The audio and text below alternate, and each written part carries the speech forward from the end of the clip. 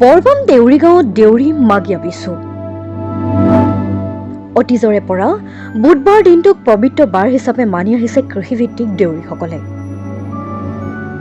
যাৰ বাবে ৰাজহুৱা বা ব্যক্তিগতভাৱেও বুধবাৰ দিনটোত উৎসৱ পাৰ্বণ পালন কৰি আহিছে দেউৰীসকলে।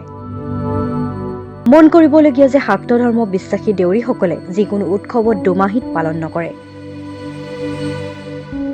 বিহুৰ ক্ষেত্ৰতো তেনেদৰে দুমাহী সমান্তৰালকৈ আউসী দিনাও ধৰ্মীয় সভা বা উৎসৱ পাৰ্বণ পালন কৰা দেখা নাযায়। মাহটোৰ প্ৰথম বুধবাৰে আয়োজন কৰে উৎসৱ পাৰ্বণ, কাৰণ দেওঘৰ বা গোসানীশালত পূজা পতাৰ পিছতে দেউৰী বিহু ঘোষণা কৰে। অৱশ্যে দেউৰীসকলৰ ফৈদ বা খেলৰ মাজত এই ৰীতি কিছু তাৰতম্যও দেখা যায়।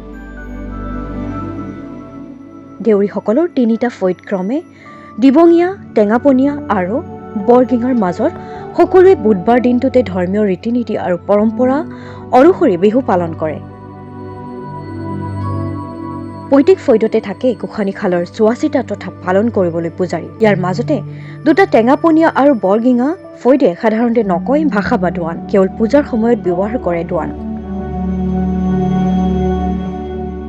এই ক্ষেত্ৰত দিবাঙীয়া ফৈদৰ মাজত আছে পূৰ্ণাংগ ভাষা আৰু ৰীতি নীতিৰ ব্যৱহাৰ। প্ৰধানকৈ শিৱ আৰাধনা অৰ্থাৎ কুণ্ডী ধৰ্মকে নিজৰ ধৰ্ম বুলি মানি আহিছে দেউৰীসকলে। ইতিহাসৰ মতে দেউৰীসকল আছিল চীন তিব্বতীয় অসম বৰ্মীৰ বড়োমূলীয় এটা জনগোষ্ঠী। দিবং নৈৰ পাৰত থকা দিবাঙীয়া ফৈদে পূজা কৰে বুঢ়া বুঢ়ী খালক। টেঙাপানী নৈৰ পাৰত থকা টেঙাপনীয়া ফৈদে পূজা কৰে বলিয়া বাবা খালক। বৰনৈৰ পাৰত থকা বৰগীয়া ফৈদে পূজা কৰে কেঁচাই খাইটি বা তামেশ্বৰী খালক। ইফালে দেউৰীসকলৰ আৰু এটা ফৈদ আছিল পাতৰ খালক পূজা কৰা ফৈদ। এই ফৈদে মানৰ আক্ৰমণৰ সময়ত বিলীন হৈ পৰে বৰ অসমত। অসমৰ লগতে দেউৰীসকল বসবাস কৰে অৰুণাচল প্ৰদেশত। অসমৰ বিশেষকৈ উজনি অসমত জনবসতি দেউৰীসকলে আজিও নীৰৰ পৰম্পৰা অটুট ৰাখিছে। এই তিনিওটা বিহু ক্ৰমে বহাগ বিহু, মাঘ বিহু আৰু কাতি বিহু সুকীয়া আৰু ধৰ্মীয় ৰীতি নীতিৰে পালন কৰি আহিছে দেউৰীসকল। দেউৰীসকলে বিহুক বিচু বুলি কয়। সম্পূৰ্ণ বলি বিধান মানি চলা দেউৰীসকলৰ চাৰি দেউৰী পূজাৰী খালত পূজা কৰিলেও গাঁওখনলৈ পূজা আহে।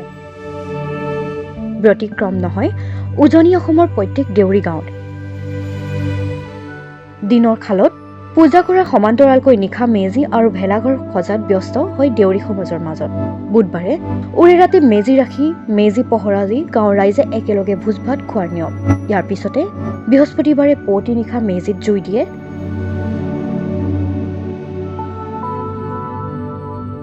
পবিত্ৰ মেজিত পোৱা নৱদম্পতি আৰু নৰিয়াত পৰা বহু লোকে গোচৰ দি আশীৰ্বাদ লয় ডেকা ৰাইজৰ পৰা।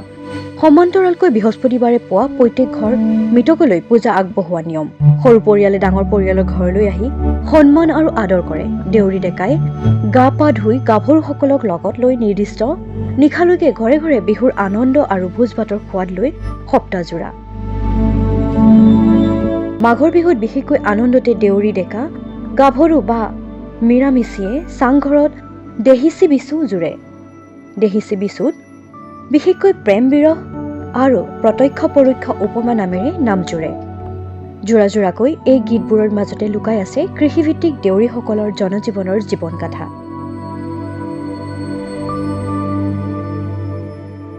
ধেমাজি জিলাৰ বিশেষকৈ গোগামুখ, বৰদলনি, চিৰিপানী, চিলপথাৰ, জোনাই অঞ্চলত দেখা গৈছে আজিৰ পৰা মাঘ বা মাঘীয় বিচু উদযাপন। পৰম্পৰাগতভাৱে বুধবাৰৰ পৰা আৰম্ভ হৈছে দেউৰীসকলৰ মাঘ বিহু বা যাক দেউৰীসকলে কোৱা হয় মাঘীয় বিচু বা কেমাচি বিচু। বুধবাৰে দেউৰীসকলে এইটো কাৰণে বচা হয় বা মনা হয়। বুধবাৰ দিনটো দেউৰীসকলে অতীজৰে পৰা পবিত্ৰ বাৰ হিচাপে মানি আহিছে আৰু দুমাহীত দেউৰীসকলে কেতিয়াও বিহু বা উৎসৱ পাৰ্বণ নেপাতে। এই কাৰণে যে দুমাহীৰ পৰিৱৰ্তে সেই মাহৰ মাঘ মাহ হ'লে মাঘ মাহ, বুধবাৰ হ'লে বহাগ হ'লে বহাগৰ বুধবাৰ এই বাৰটো বাছি লয় আৰু তেতিয়া বুধবাৰে দেওঘৰ বা দেগৰ যাক গোসাঁনীশাল বুলি কোৱা হয়, গোসাঁনীশালত যেতিয়া দেউৰী পূজাৰী বা মুখিয়ালসকলে উৎসৱ পাৰ্বণৰ বাবে মাংগলিক নীতি নিয়ম কৰা হয়, তেতিয়াহে দেউৰীসকলৰ বিহু পূৰ্ণতা নামে। বুধবাৰে উৰে নিশা উৰুকা হিচাপে তেখেতলোকে আনন্দ কৰে, ভোজ ভাত খাই একেলগে গাঁৱৰ বুঢ়া মেথা ডেকা জীয়ৰী ল'ৰা কিশোৰী সকলোৱে আহে আৰু একেলগে ভোজ ভাত খাই তাৰপাছত পুৱতি নিশা বা পুৱা বৃহস্পতিবাৰে এনেধৰণে যি মেজি জ্বলোৱা হয়, মেজি জ্বলোৱাৰ পাছত তেখেতলোকে সমান্তৰালভাৱে দেউৰী ঘৰে ঘৰে মৃতকৰ সদগতিৰ বাবে মাংগলিক পূজা অৰ্চনা কৰে। তাৰ পাছত সমান্তৰালভাৱে দেউৰী ডেকা গাভৰুৱে মিলি চাঙে চাঙে বিহু কৰে, যাক দেহিচি বিচু বুলি কোৱা হয়। মুঠৰ দেউৰীসকলৰ এই যে ঐতিহ্য পৰম্পৰা, তেখেতলোকে এই পৰম্পৰাগতভাৱে মানি আহিছে যে বুধবাৰ দিনটো মানি আহিছে। তেনেধৰণে মেজি জ্বলোতে মেজি যি দিশে পৰে পূব পশ্চিম উত্তৰ দক্ষিণ তাতো বিশেষত্ব আছে। মুঠৰ ওপৰত তেখেতলোকে এনেধৰণে জনবিশ্বাস আৰু তেখেতলোকৰ মাজত প্ৰবাদ আছে, তেখেতলোকৰ মাজত পৰম্পৰা ৰীতি নীতি আছে। এইদৰে বুধবাৰৰ পৰা আৰম্ভ হৈছে দেউৰীসকলৰ বিহু।